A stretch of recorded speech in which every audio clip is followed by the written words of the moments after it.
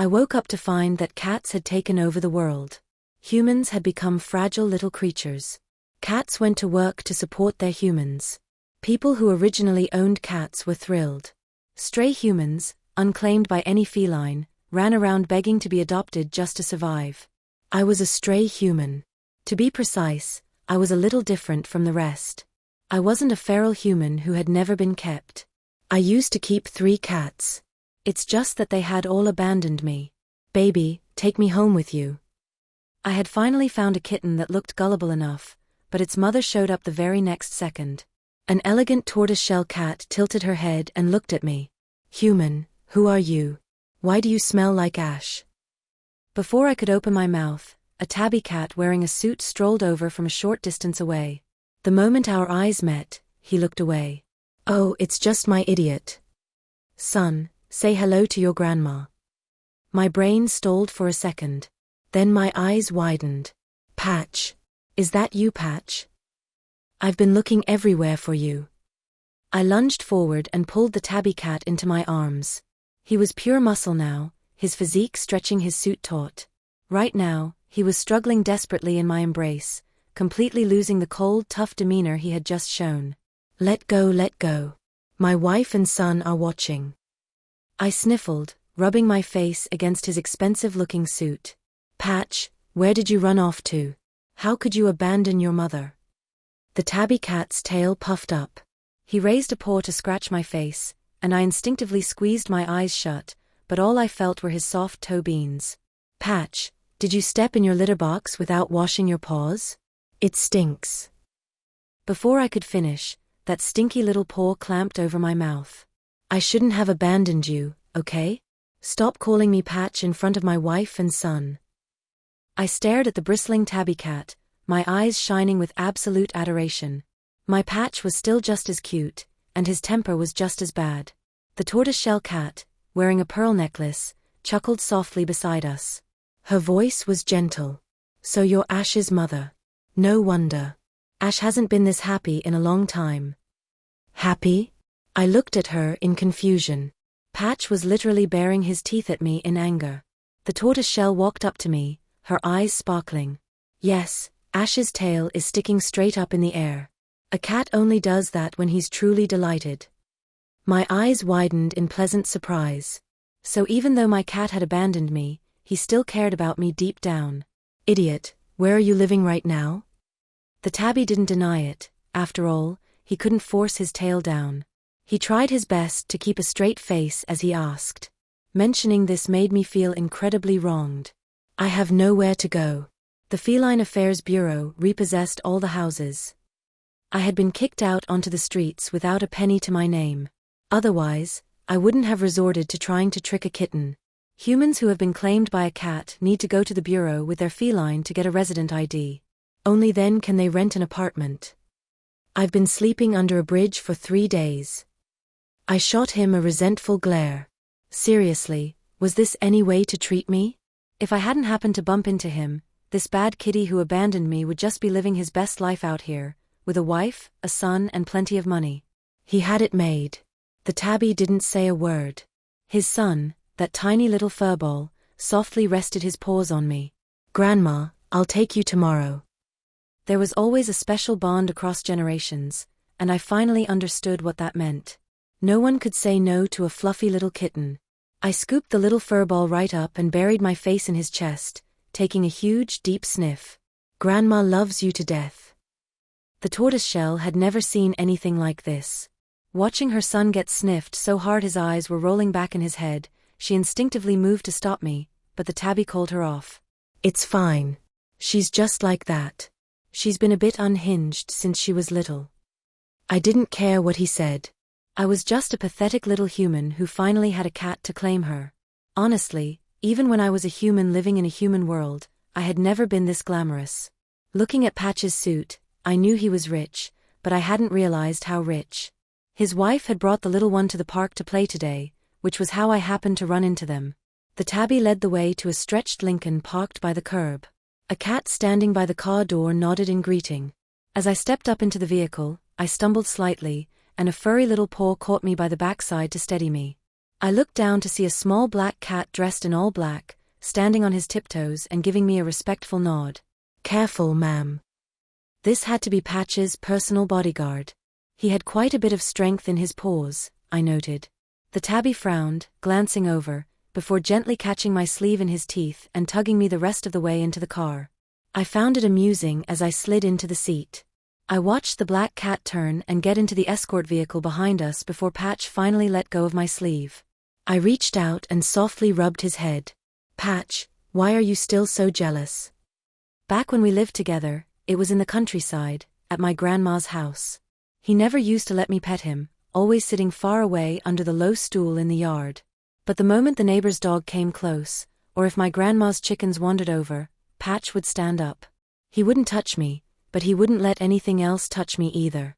He was jealous of a dog and competed for my attention with poultry. That damn stubbornness.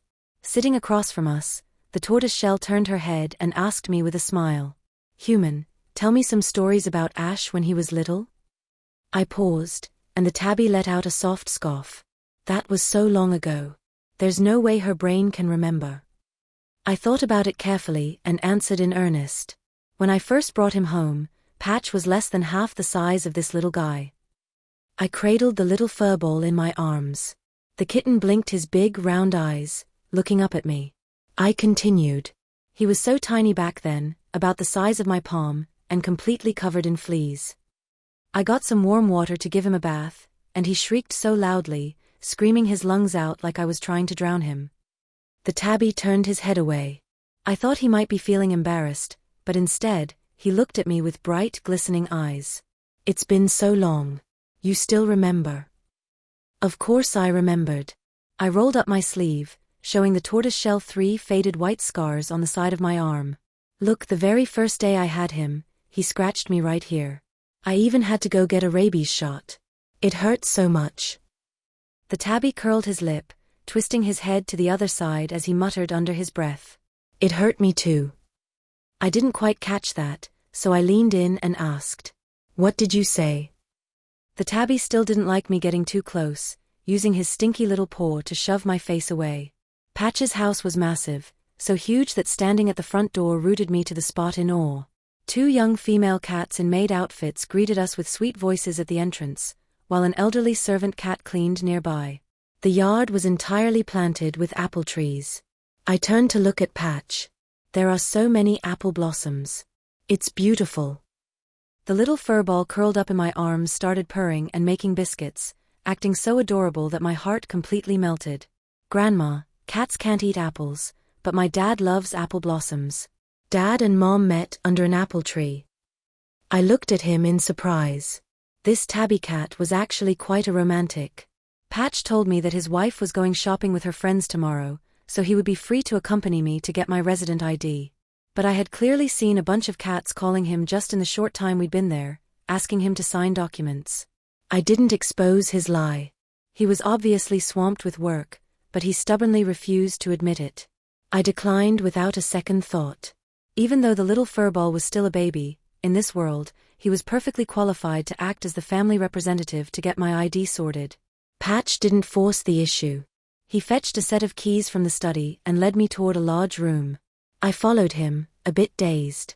He glanced back at me, his tail sticking straight up. "Aren't you coming?" As I trailed behind him, I started guessing, was he taking me to see his safe? Was it full of cash, or jewelry? But when the key turned in the lock and the door opened, I froze. The room was neatly stacked floor to ceiling with all kinds of potato chips. The tabby's whiskers twitched. "Idiot, I earned a lot of cat treats and traded them all in for human potato chips for you. I remember you really liking these. Now that you found me, just stay here. Don't get lost again." I rolled my eyes. Listen to the way this cat talked, he was the one who abandoned me. But looking at a room completely filled with chips, I couldn't help but tear up, profoundly moved. I threw my arms around Patch and pawed at the buttons of his suit. He immediately began thrashing around. "You idiot, we're mother and son. Plus, I'm a cat and you're a human. You can't just do this to me while my wife is out." I finally managed to bury my face in his furry chest and let out a deep sigh. It was that earthy, slightly stinky, yet strangely fragrant scent. That was it. This was the Patch from my memories. A rumbling purr vibrated against my ear. The cat's voice sounded muffled. "You idiot, didn't I already let you hold my son? Why are you still not satisfied?" "I knew it. You don't love anyone else but me." I coughed lightly, too embarrassed to tell him that after he abandoned me, I had actually kept 2 other cats. But just like him, they had both abandoned me too. Patch dispatched a car and 2 black cat bodyguards to escort us. He instructed the black cats, "Keep a close eye on that idiot. Don't let her run off and get lost again." As we stepped into the Feline Affairs Bureau, the little furball was still using his soft toe beans to comfort me. "Don't be scared, Grandma. You don't have to get any shots to get your ID." I held him, looking at his very serious little face, finding the whole situation incredibly amusing. "Have you ever adopted a human yourself?" The little furball shook his head, remaining completely solemn. "No, but I've seen it on my dad's computer." I didn't press the matter, because a second later, I stopped dead in my tracks. Not far away at one of the processing counters, a slender orange cat sat properly upright, earnestly questioning the cat in front of him. "Are you certain you want to claim this human? If he harms any other cats in the future, you will be held fully responsible." A beautiful golden Persian cat nodded vigorously, lifting her paw and stamping the document without a moment's hesitation. "I am absolutely certain I want to claim my human. I will keep a very close eye on him." The orange cat's eyes were indifferent, as if looking at a complete fool. But this was his job, so he picked up his own stamp and officially marked the paperwork. I stared at him, absolutely transfixed. I couldn't stop myself from taking 2 steps forward, but then I felt a tug on my pant leg from the little furball. "Grandma, we have to go line up over there first." I couldn't even process what the little furball was saying anymore, because the second cat that had abandoned me was sitting right there. It was just that he had gotten far too skinny. And back then, he was such a sweet, clingy, chubby orange tabby. But now, his little feline face was completely rigid and stern. I wanted to ask him where he went after he abandoned me, and why he was working here. I wanted to ask if he had been living a hard life to have lost so much weight.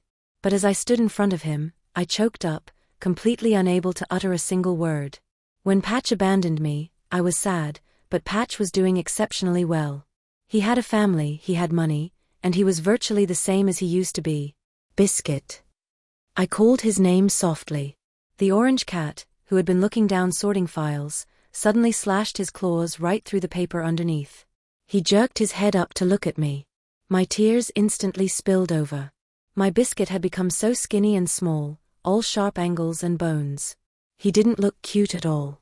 He was much better looking when he was chubby. But he just stared at me coldly. When I tentatively reached out a hand, he raised his sharp claws and swiped at me. I looked down at the bloody scratch on the back of my hand, momentarily stunned, the tears stalling in my eyes. "Biscuit. Human, this constitutes harassment. Where is your cat? If your cat doesn't come collect you right now, I'm calling the feline patrol." I sniffled. His eyes were completely unfamiliar to me. "Biscuit, what are you saying? I'm your mother. Can you really be so cruel as to abandon me and then refuse to even acknowledge me?" The orange cat's pupils contracted, his gaze growing even colder. "Human, I have never had a mother. My name is not Biscuit. And I have never abandoned anyone." I wanted to say more, but the black cat bodyguard beside me suddenly leaned in, panic creeping into his voice. "Ma'am, the young master is gone." My heart instantly leaped into my throat. I completely forgot about the orange cat in front of me. "What did you just say?" I desperately scanned the sea of cats in the bustling hall. This one has a black spot on its head, not him. This one doesn't have little white paws, not him. My brow furrowed tighter and tighter. I felt like I had caused an absolute disaster. How could the child just disappear? Weren't you supposed to be watching him? I heard the footsteps of Patch and his wife approaching from behind, and only then did I realize I had been searching for quite a while. The 2 black cat bodyguards hung their heads and replied, "Sir, you only told us to keep an eye on the lady. The lady failed to keep an eye on the young master, and we didn't notice." My eyes went wide. These 2 black cats had hearts as pitch black as their fur. How could they shove all the blame onto my head? Patch's whiskers twitched. I looked into his eyes, feeling completely lost and helpless. He looked genuinely furious. His pale yellow pupils had narrowed into sharp slits. I swallowed hard. This was exactly how he used to look at me whenever I secretly fed my hidden beef jerky to the neighbor's black dog. Find him. He didn't look at me again. The bodyguards behind him immediately scattered into action. I watched the swarm of cats rush past my legs and moved to join the search myself. The 2 black cats instantly shadowed me. After all, Patch had given strict orders this morning that they absolutely had to keep an eye on me. In this cat-ruled world, a human wandering around alone was far more dangerous than a cat doing the same. There was no guarantee I wouldn't run into a bad cat who would use me as a living scratching post. But Patch called them to a halt. He didn't use that tone of faint endearment to call me an idiot like he used to. Instead, he said, "Human, it seems you are still exactly the same. I shouldn't have trusted you. Let her go. You two, go find the child." I was stunned. Before I could say anything, a black cat came trotting over, carrying the little furball by the scruff of the neck, and dropped him right in front of me. The little furball cheerfully waved his paw to greet me, sticking out his tiny pink tongue to lick the fur on his chest. "Grandma, someone was running the faucet over there." I couldn't resist going over to play with the water. The tortoiseshell pulled him tightly into her arms, reaching out with her tongue to groom him with absolute adoration. I kept my head down, feeling a deep sting of hurt from the tone Patch had just used with me. Patch led me through the process of getting my resident ID, but he didn't say a single word to me the entire time. Watching him walk ahead of me, his tail drooping low, I felt a sudden, inexplicable urge to cry. When it was time to stamp the paperwork, the orange cat's gaze seemed even colder than before. I followed Patch back to his house. The elderly servant cat brought me my meal. As she placed the final dish on the table, I couldn't help but tug at her apron. "Aren't Patch and the others eating?" The elderly maid remained gentle. She looked up toward the second floor. "The young master is still nursing, and the madam is feeding him. As for the master..." She glanced out at the darkening sky and let out a sigh. "It's going to storm again." I paused. Was Patch afraid of thunder? I distinctly remembered that back in the day, Patch feared absolutely nothing. He used to strut around my grandma's neighborhood like he owned the place. The old cat said no more. I looked at the massive spread of food on the table, all of it prepared by the kitchen in advance under Patch's specific orders, and all of it meant for human consumption. I slurped the soup from my bowl. Outside, a muffled clap of thunder rumbled, making my heart sink. Suddenly, a shrill, desperate feline shriek pierced the air from upstairs, followed by the violent crash of something smashing onto the floor. I shot up from my chair, looking at the tortoiseshell cat as she appeared at the corner of the stairs, completely at a loss for what to do. "I'm sorry. I had lost her child today through sheer negligence." My son was already furious with me, so my daughter-in-law was bound to be even more disappointed. To my surprise, the tortoiseshell flicked her tail in a curl and pointed toward the second floor. "It's quite all right. The little one is perfectly fine. However, you might want to go check on Ash. I believe he needs you far more right now." I stood there, momentarily stunned, struggling to process what she meant. With another rumble of thunder, the commotion upstairs intensified. Ash is terrified of thunder, but he has never been this panicked before. "If you go up and hold him, and just tell him you're sorry, I think he will feel much better." She repeated herself, her gaze holding a complex depth I couldn't quite decipher. I set down my silverware, and headed for the second floor. I stood at the door. The noise inside was deafening, snarls, hisses, the sounds of a cornered cat issuing lethal threats. I took a deep breath and gently twisted the doorknob. The door opened. The room was pitch black. A cat crouched by the window. As I stepped inside, his glowing green night vision eyes instantly locked onto me. "Get out." I didn't say a word. Another crack of thunder rolled across the sky. Patch, perched on the windowsill, completely lost control. His fur bristled out, his spine arched into a harsh curve, and he viciously swatted the items off the nightstand, sending them crashing to the floor. I rushed into the room, slammed the door shut behind me, and reached out to grab him. But the thunder kept rolling, and Patch launched himself frantically around the room. I lunged again and again, grabbing nothing but empty air. Finally, my hands closed around him. I instantly brought my other arm up, crushing him tight against my chest. Completely mindless with panic, Patch let out a piercing shriek and slashed his claws squarely toward my face. I squeezed my eyes shut and raised a hand to shield his little head. There was no pain. The claws never landed. I held him as tight as I possibly could, just like I used to. Patch wasn't naturally afraid of thunder, but he was utterly terrified of fireworks. Whenever a holiday rolled around, someone at the scenic park near my grandma's house was always setting them off. Every time a sudden firework triggered a panic attack, I would find Patch huddled in some corner and squeeze him tight against me. My mom would look at us with absolute disgust, saying that a cat didn't understand anything, that he was filthy, and that hugging him meant she just had to wash my clothes again. But I never once let go. "I'm sorry, Patch." My tears dripped down onto the top of his head. I was deeply sorry for what had happened today. The cat in my arms went entirely still. When the thunder rumbled, he still couldn't stop himself from trembling, but he was clearly doing much better. "Idiot, I don't blame you," he said. "But you can't abandon me, and then go and lose my child." I didn't understand. When did I ever abandon him? Wasn't he the one who abandoned me? Patch didn't seem to actually expect an answer. Tucked safely in my arms, he seemed to finally let go of a tremendous weight. He gradually calmed down, extending his rough little tongue to lick the back of my hand. Right over the exact spot where the orange cat had scratched me earlier today. "Idiot, your heart is fixated on that other cat. Just go find him." Patch murmured. "I'm very rich. If he doesn't want you, come back to me." "Idiot, I will never abandon you." I didn't say anything. I truly couldn't let go of my orange cat, Biscuit. If he were living a good life, I wouldn't be this worried. But he was so skinny, as thin as a sheet of paper. And worse, he wasn't happy. My silly boy seemed to have turned into a lifeless shell, his eyes as utterly stagnant as a pool of dead water, which filled me with a profound, inexplicable dread. Patch didn't come to see me off. His wife packed my bags and handed me a small jewelry box. I opened it to find a stunning pearl necklace. "Ash said that you were staring at my necklace from the very first moment you saw me, so he figured you might like this." "Thank you," she said. I had no idea what she was thanking me for, but I took my luggage and set off on the road to find Biscuit. I didn't know where Biscuit lived, but I knew where he worked.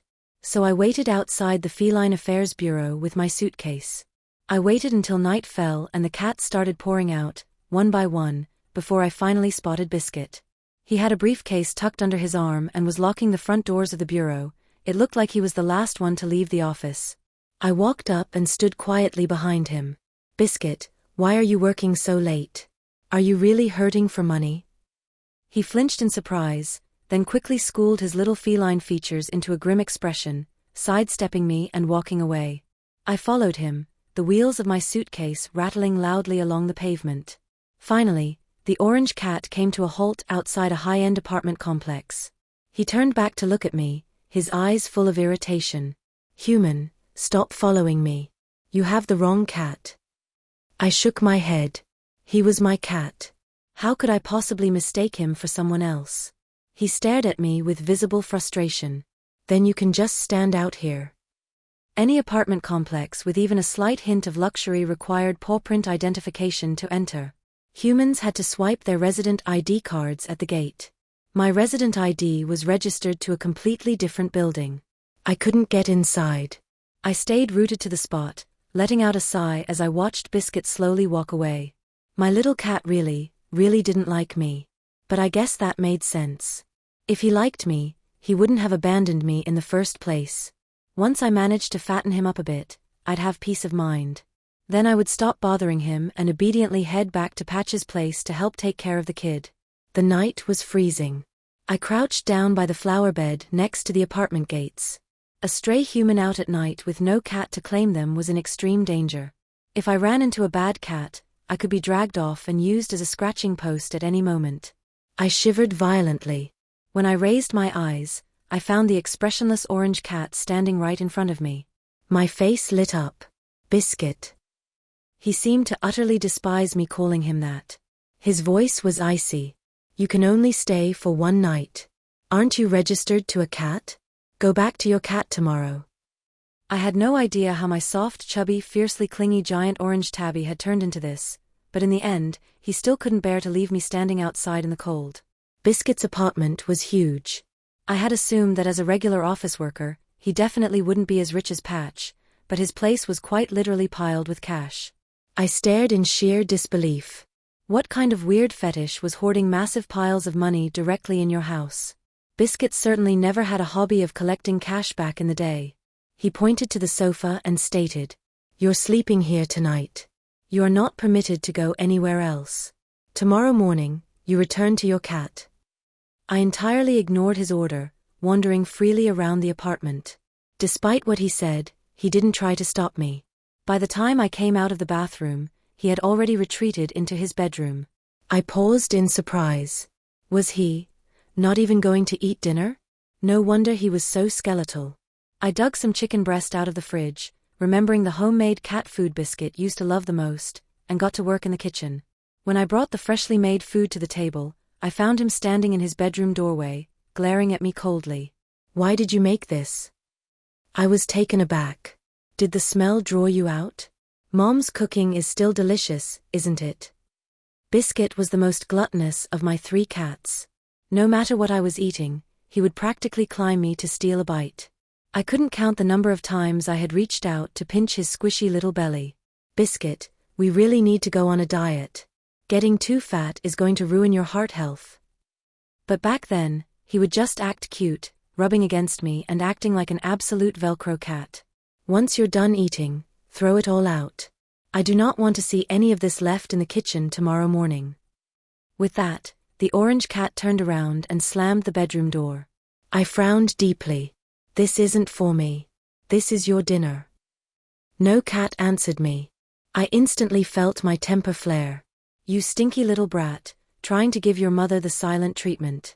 I marched over and began pounding furiously on his door.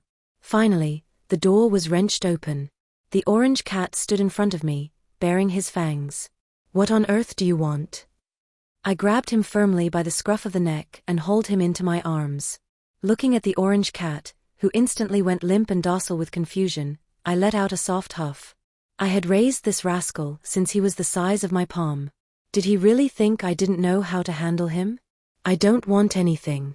I'm just telling you to come eat dinner." Still huffing with annoyance, I carried him over to the dining table, scooped up a spoonful of the freshly made food, and shoved it straight into his mouth. Caught completely off guard by a mouthful of meat, the orange cat instinctively bugged his eyes out and started thrashing violently. Taking advantage of the chaos, I jammed another bite into his mouth. He opened his jaws to spit it out, but I slammed my hand securely over his mouth. "Swallow." Perhaps my sheer motherly intimidation was still effective, because he slowly gulped the food down. Immensely satisfied, I settled him onto my lap and kept feeding him bite after bite. "All right, that's enough. If you eat too much at once, you'll get a tummy ache." I gave his behind a firm pat. The orange cat suddenly seemed to snap out of a trance, his fur poofing out as he launched himself off my lap. I brushed the shed fur off my clothes, thoroughly disgusted. "Biscuit, look at this. You haven't been eating properly, and look how much hair you're losing." He acted like he hadn't heard a word, bolting toward the bathroom like a lunatic. Realizing he was going to try and make himself throw up, I closed the distance in 3 long strides and bodily blocked the bathroom door. My tone dropped into something dangerous. "Do not throw that up." The orange cat, who had maintained a stern, icy expression all day, suddenly looked incredibly, heartbreakingly wronged. My heart instantly turned to mush. I scooped him back up, gently patting his back. "Biscuit, is Mom's cooking not tasty anymore?" The orange cat looked at me, refusing to answer. I started rubbing his little ears. He used to love this the most. Every time I did it, he would drift right off to sleep in pure bliss. Sure enough, the orange cat slowly fell asleep right there in my arms. Looking at the tiny office uniform he was wearing, I was on the verge of tears. If he was living such a miserable life, why had he abandoned me in the first place? First thing the next morning, the orange cat made a break for the front door. I grabbed his briefcase and hauled him forcefully back. "Eat your breakfast." His head dropped, and he squirmed around with blatant displeasure. "You are leaving today. What does it matter to you whether I eat or not? Without warning, his claws raked viciously across my arm. I inhaled sharply. The room went dead silent. The orange cat froze. He stared blankly at my arm. It didn't just have the scratch marks he had left yesterday, it now bore a fresh set of bleeding gashes. The orange cat instantly became alarmingly compliant. He slowly walked back to the table, sat down, and cleaned his bowl of everything I had made.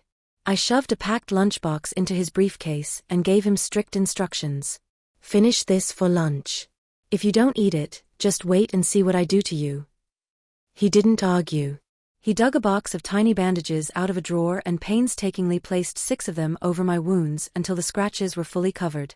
Be careful on the road. Come home early from work. Mom's waiting for you. I called out to his retreating back.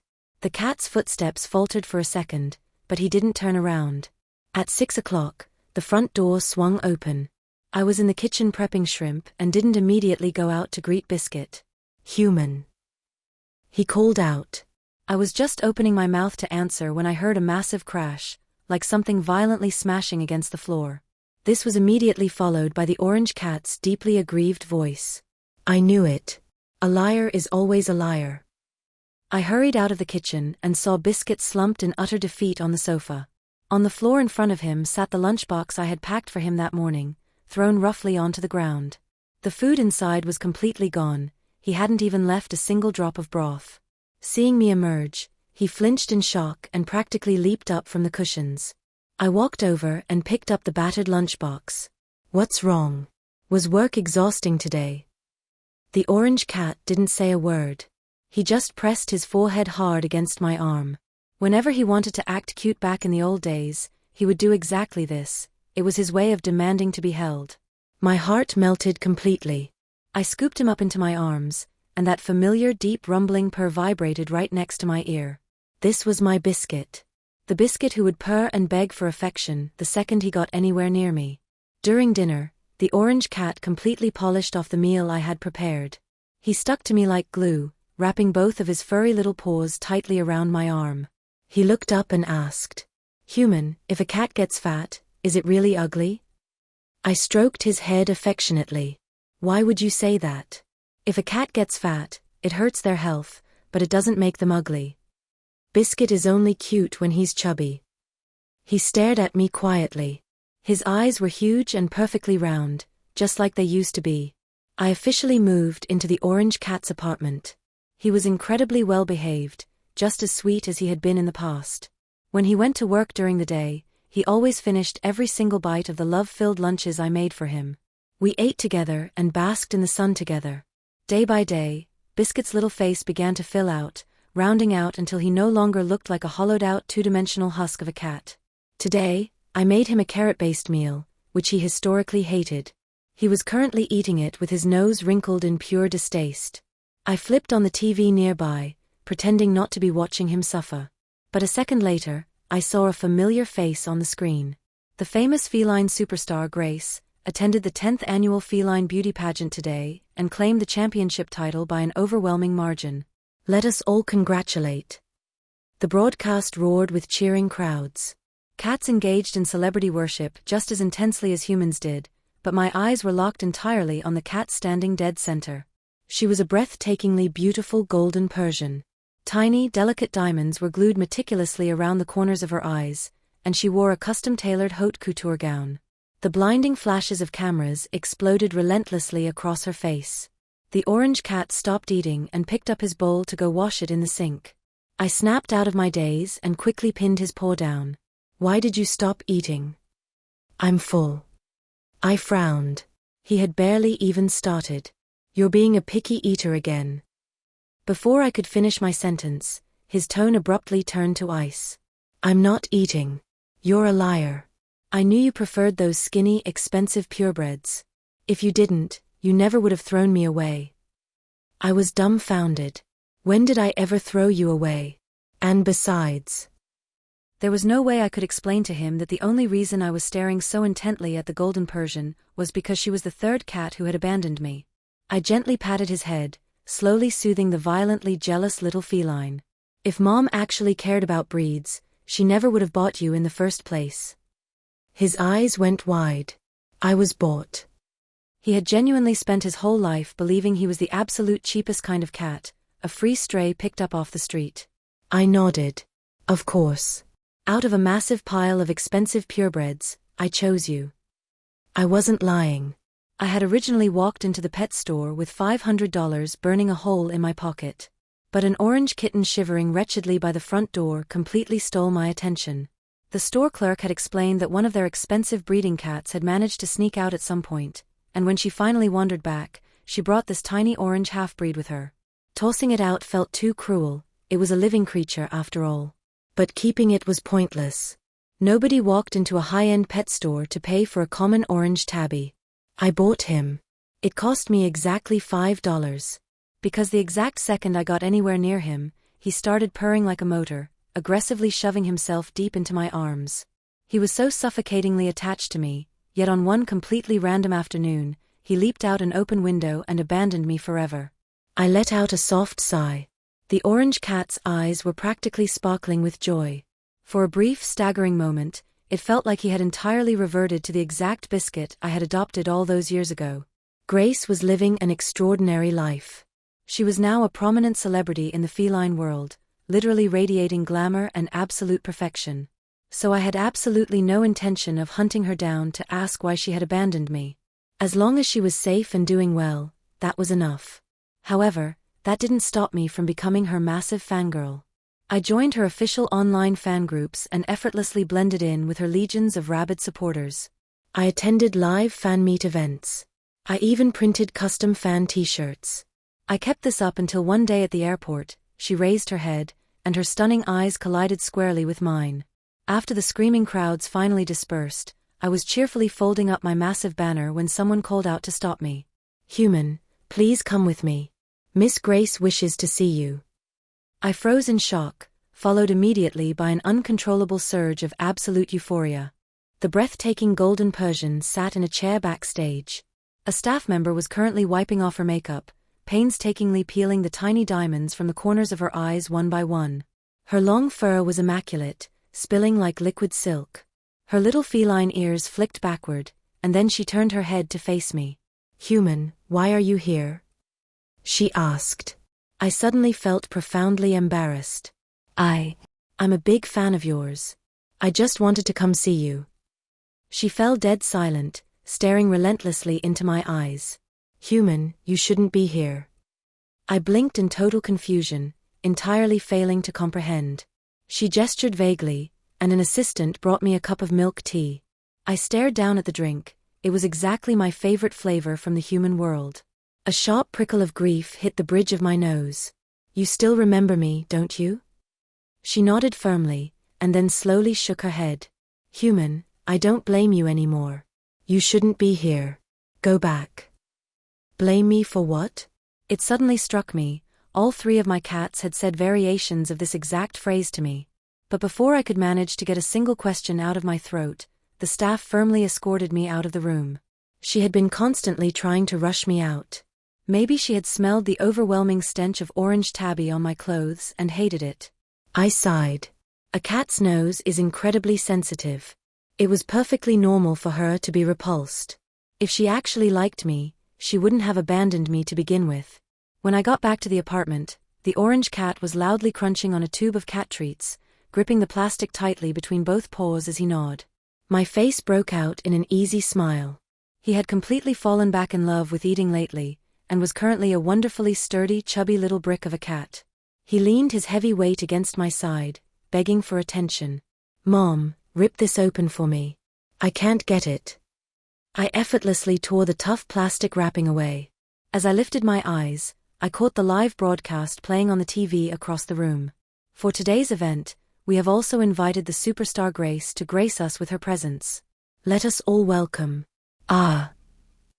My pupils violently contracted. The tube of cat treats slipped through my paralyzed fingers and smacked against the floor. On the screen, a human man had a hunting knife violently pressed against the golden Persian's throat. He was gripping Grace tight against his chest, the blade already slicing a thin, bloody line into the cat's neck. Bright crimson blood was actively sliding down the handle of the blade, dripping ruinously into her immaculate flowing white fur. Everyone in the surrounding area, cats and humans alike, was screaming and frantically scrambling backward in terror. I stood up on violently trembling legs and sprinted blindly out the door. The Orange Cat's apartment was directly downtown, dangerously close to the broadcast station. By the time I forced my way to the scene, the man was still screaming like a deranged lunatic. "Bring me the money. This is the most famous cat superstar in the world. You're telling me she isn't worth $100,000? Give me the money, or I'll slit her throat right now." My skull felt like it was actively splitting open. It felt like something fundamentally broken inside my brain was agonizingly clicking back together, but I couldn't afford to care. I charged forward like an absolute madwoman. The golden Persian, who had been completely motionless in the lunatic's arms, suddenly erupted into violent frenzy. She thrashed with everything she had, shrieking directly at me. "Don't come over here. Go back." I couldn't hear a word she said. The only thing my brain registered was that my little cat was actively being butchered. While the entire rest of the world scrambled backward in terror, I threw myself forward. The man was completely startled by my suicidal charge. He blindly swung the heavy blade out and drove it straight into my body. It hurt. It hurt so much. My consciousness began to fracture. The world bled into violently overlapping double vision until I couldn't see anything at all, save for a massive suffocating smear of crimson, and the eyes of a golden Persian. She was utterly shattered with grief. Even knowing that cats physically lacked the ability to cry, I could feel it radiating off her like heat. She was sobbing. She said, "Mom, I don't blame you anymore. Go back. Mom, you're not supposed to be here. Go back. Mom, please wake up." The sound of desperate weeping echoed endlessly in my ears. My entire body was a screaming pillar of agony. I couldn't even twitch a muscle. I felt myself collapse heavily onto the pavement. Suddenly, Patch's silhouette materialized in front of me. No, it wasn't the adult Patch. It was the tiny kitten Patch. My grandma had handed me a tiny kitten, telling me it had been born to some feral stray out on the porch. A little tabby. A fiercely aggressive little tabby, cowering violently beneath an apple tree, baring his needle-like fangs at me. I scooped him up and hugged him to my chest. My mom scowled at us, sneering with disgust. "He's crawling with fleas. Throw that filthy thing away right now." I refused. So I took him inside and gave him a bath. The tabby was terrified of the water. Convinced I was trying to drown him, he thrashed violently in the sink, shredding 3 bleeding gouges into the side of my arm. I was only 5 years old. It hurt so badly that I burst into completely hysterical sobbing. But the moment the tiny cat heard me crying, he seemed to realize he had done something horrible. His own frantic shrieking instantly ceased. My mom dragged me to the clinic to get a rabies shot. When we got back, she viciously kicked the little tabby. He couldn't get back on his feet for hours. $200 for a single shot. You're keeping an absolute curse in this house. The tabby slowly grew up. I named him Patch. Patch didn't like constantly clinging to me, because country cats carried fleas, and the fleas would bite me and make me scratch until I bled. The neighbor's massive black dog tried to bite me on sight. Patch threw himself at the dog to protect me, and nearly died doing it. My grandma's roosters loved chasing me to peck at my backside. Patch hunted the chickens down. But my mom assumed Patch was chasing the chickens because he wanted to slaughter and eat them. She decided he was evil, and hated him even more. On the 4th of July, the house was packed with relatives. The absolute second the first firework violently exploded outside, Patch was so terrified he bolted with his tail tucked tight between his legs. I hunted him down, grabbed him tight, and clamped my hands over his ears, using my own body to shield him from my cruel older cousin. My uncle pulled my mom aside and told her, "You need to take this kid to the city for real schooling. Letting her roll around in the dirt with chickens, ducks and feral mutts all day, what kind of future is she going to have?" My mom decided to move us away. The day before we left, I packed the little bed my grandma had sewn for Patch, but Patch was nowhere to be found. Moving day was a violent thunderstorm. The thunder was absolutely deafening. I gripped the heavy iron gate of the house, screaming and crying until my throat bled. "My Patch. I'm not leaving. We haven't found Patch yet. I'm not going." My mom cracked me across the face with a brutal slap, then violently pried my fingers off the iron bars one by one. It was born to a feral street rat. Of course it ran away. The driver is waiting for us. As we drove away, buried beneath the rolling peals of thunder, I thought I could hear Patch screaming in agony, entirely drowned out by the ecstatic, frenzied barking of the neighbor's black dog. But I was crying so hard my ears were ringing. I must have misheard it, right? I fell brutally ill right after that. Most of my memories from before I was 6 years old became permanently blurred, but I knew in the absolute marrow of my bones that my mother utterly despised cats.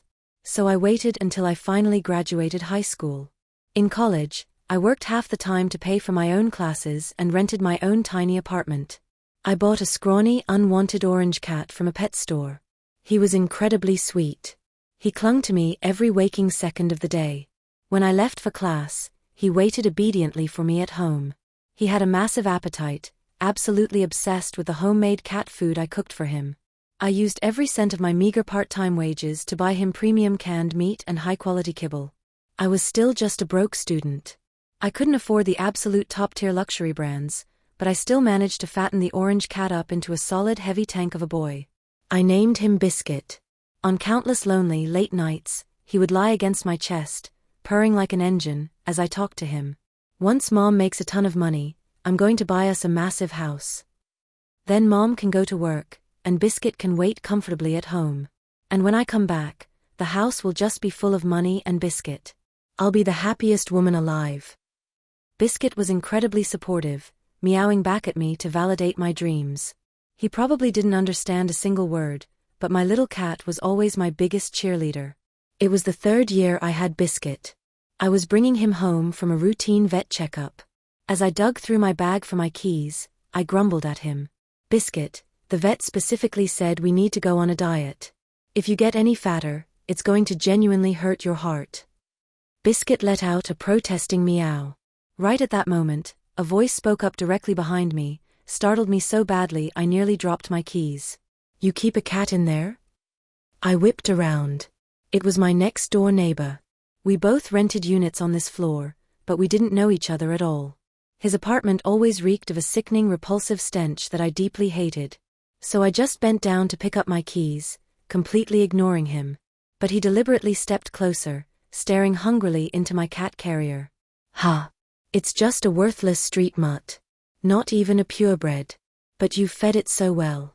Look how sleek and glossy the fur is. People these days really have way too much time on their hands. I shot him a vicious glare over my shoulder. Mind your own damn business. The man paused, let out a nasty derisive sneer, and didn't say another word. 2 months later, I came home from class to find the window forced open. Biscuit was gone. I scoured the entire apartment complex like an absolute lunatic, checking every corner, but found nothing. I forcefully renewed my lease and stayed in that awful apartment for an entire year, terrified that if I left, Biscuit might come back and not be able to find me. In the dead of night, jolted awake from nightmares, I constantly thought I could hear his agonizing screams echo through the walls. But he was gone. I waited until the landlord outright refused to let me stay any longer, and Biscuit never came back. During the 3rd year of my actual career, the local news ran a horrific story about an arrested animal abuser. Dozens of cats had been locked in an apartment. Some were beaten to death. Some were burned alive. Some were drowned. Some were starved to death. In the broadcast, the network had blurred the monster's face. I remember thinking he looked vaguely familiar, but I hadn't cared enough to investigate, casually scrolling past the report. I went a very long time without keeping another cat, not until my career finally took off and I met my boyfriend. He was 4 years younger than me. He was young, endlessly energetic, and loved turning trivial little moments into grand romantic rituals. I did everything in my absolute power to give him whatever he wanted, buying him all his expensive sneakers and designer clothes. He told me he wanted us to get a cat together. We went to a high-end breeder and picked out a stunningly beautiful golden Persian. I named her Grace. I prayed that she would be safe, healthy, and stay by my side forever. Grace was breathtaking. She cost me $3,000, strictly because my boyfriend only liked things that were aggressively expensive. He explicitly told me that bragging about her price tag made him look good. Whenever I had free time, I would casually film snippets of my daily life. Sometimes I recorded the flowers on the balcony. Sometimes I recorded the cat. But Grace truly was a cut above the rest. She was obscenely photogenic. I had barely posted a handful of clips before she went completely viral. I was genuinely thrilled that so many strangers loved Grace just as much as I did. Fans mailed her physical letters. Strangers swapped out their profile pictures for photos of her face. People turned her into internet memes. My boyfriend and I were huddled together scrolling through the engagement stats, when he abruptly spoke up. This little internet celebrity cat of ours could easily do sponsored ads. We could rake in a ton of money. I locked my phone, feeling an instant wave of irritation. I wasn't desperate for a quick buck. I just wanted my cat to live a safe, quiet life. After a year together, it became screamingly obvious that our fundamental values were utterly incompatible, and we went through a viciously ugly breakup. On the day I finally kicked him out, I couldn't find Grace anywhere. He sent me a text claiming that Grace would be better off with him, immediately shut his phone off, and vanished completely.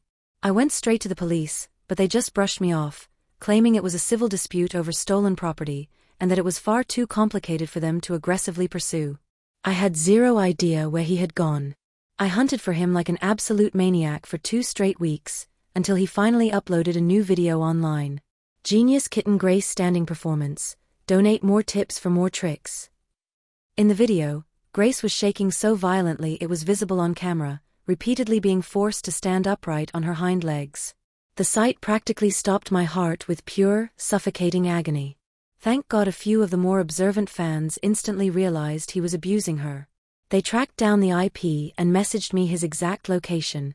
I kicked his door in to physically take my cat back, but he demanded $100,000 in exchange. She's a viral internet star. A single sponsorship drops massive stacks of cash in your lap.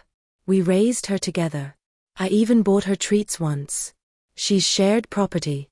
$100,000 is totally reasonable, isn't it? I decided he had completely lost his mind and lunged forward to rip Grace out of his hands.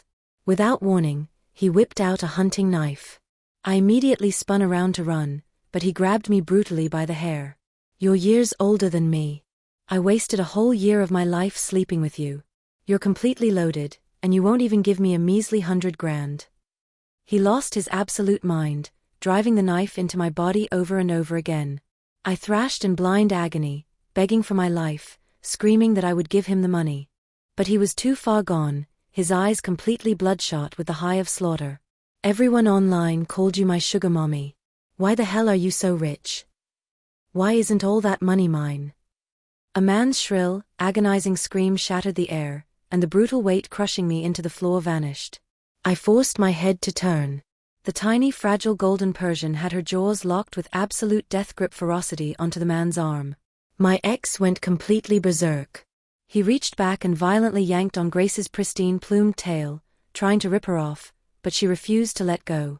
He grabbed the knife he had dropped and slammed it viciously straight into the tiny kitten's body. A kitten doesn't have the dense muscle or fat that a human does to absorb the trauma of a blade. After only a few strikes, she was completely butchered, her immaculate white fur entirely saturated in thick, wet crimson. But she still never let go. The furious shouts of police officers exploded from the hallway just as they kicked the door off its hinges. My violently trembling hands caught Grace's limp, totally unresponsive little body as she finally fell. And then I completely blacked out. Wet, hot tears splashed against my wrist. The sound of my best friend's hysterical sobbing echoed right next to my ear. Please wake up. Come on, please wake up. My mind violently flashed to the images of 3 cats. Patch, licking the scratch marks on my hand under the rolling thunder. Idiot, I don't blame you. Biscuit, showing me a refrigerator completely crammed full of canned cat food. Mom, I'm going to eat properly now. The breathtakingly beautiful golden Persian, staring into my soul with utter devastating grief. Mom, you shouldn't be here. My chest felt heavier and heavier, crushing down on my lungs. I wanted to scream, to wail, to tell them that I finally remembered everything. The 3 kittens sat perfectly upright side by side, looking at me, and said, "We're going to make a ton of money. So you wait for many, many years before you come back to see us, and we'll buy you an endless amount of snacks." Do not come here right now, or your cats will be very angry with you.